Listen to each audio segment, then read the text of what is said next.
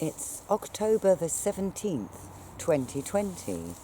What a year it's been, starting with COVID and all kinds of other problems, disasters, challenges. And everyone's saying things are never going to be the same again. And they won't be the same again. There's so much being said, so much misinformation, that I thought, what is real? What can we trust in? And I've thought of 5 things which I'm going to share with you now. Okay, number 1, something very real is the land. The land I have my feet on now.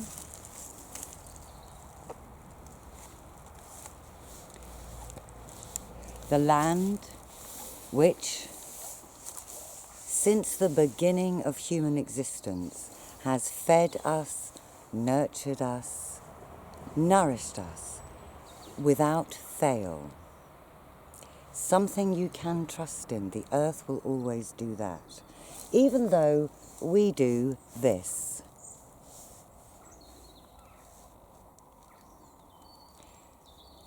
We treat the land as a dumping ground, as a place to poison, as a place to concrete over,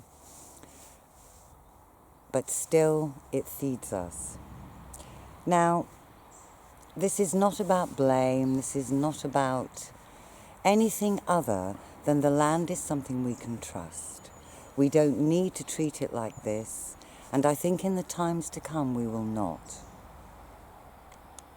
The land is our ally.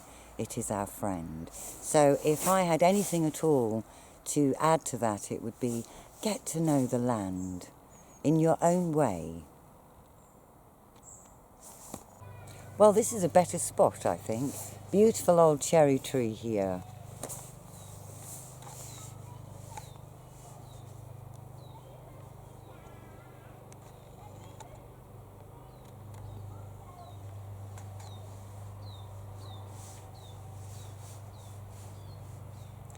And point number 2 is quite simply kindness.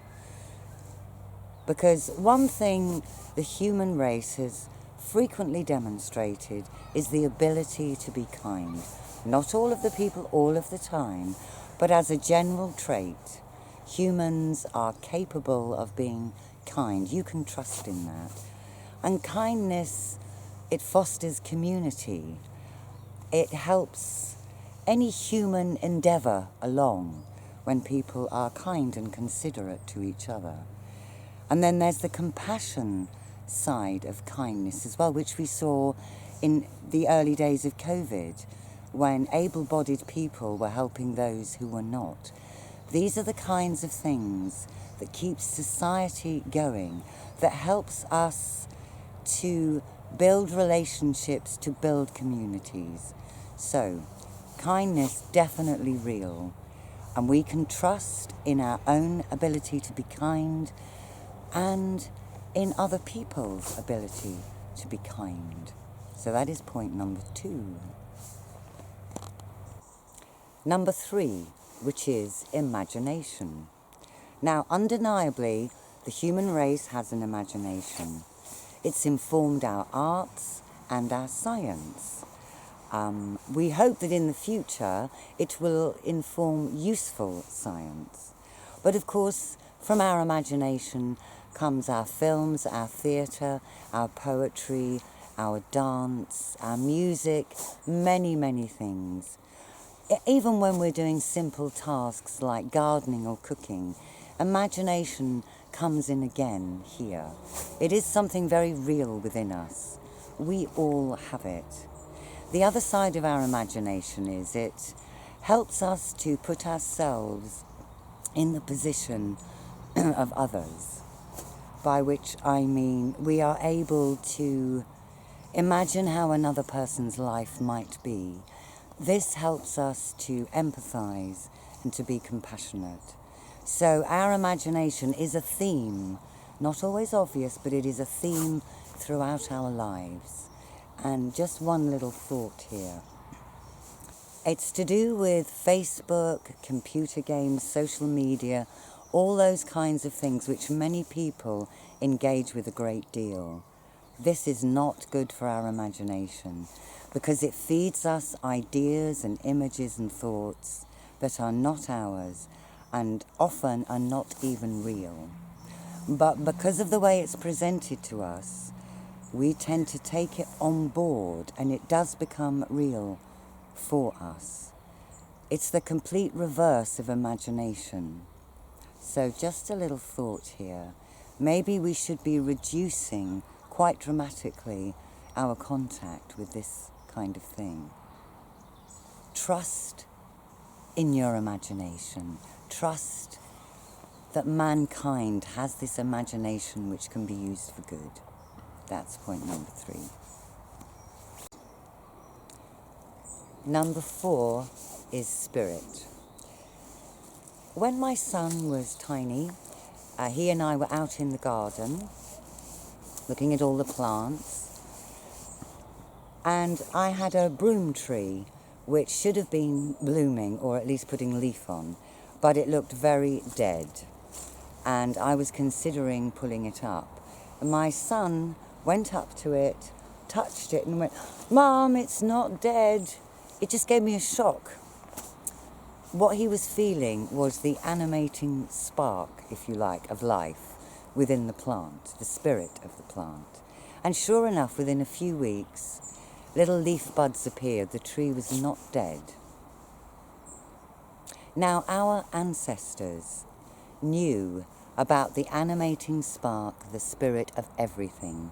Not just plants, but people, animals, everything. We know this even before records began. We know this from our archaeology. So they knew about spirits of all kinds. And I don't think they were all deluded. They had the same intelligence and reasoning power that we do today. The difference was then that they did lead simpler and more natural lives. So, trust that you have a spirit. You are about more than just your body. It is not something we can prove like we can prove there is land. You don't need to prove that, you can see it. But I think we've all felt it at some point. You know, those kind of uncanny feelings, those feelings when you are aware there is something a bit other out there. I think throughout our lives, we do have these feelings, these understandings. Trust in those a bit more. Trust in your own spirit. Trust that everything has a spirit and that we can work together, lift ourselves out into something better, something more sustainable and nurturing. That is number 4.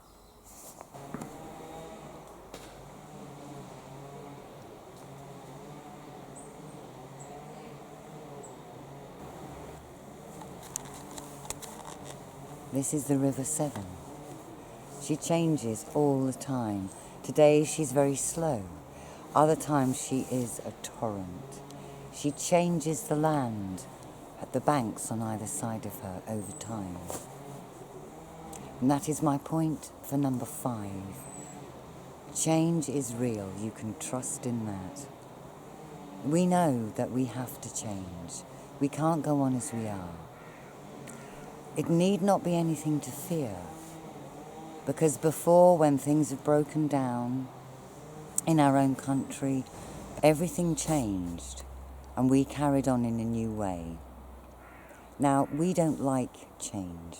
People don't like change because it's hard, but it will be so much harder if we refuse to change. Something to think about. We all have the ability to change.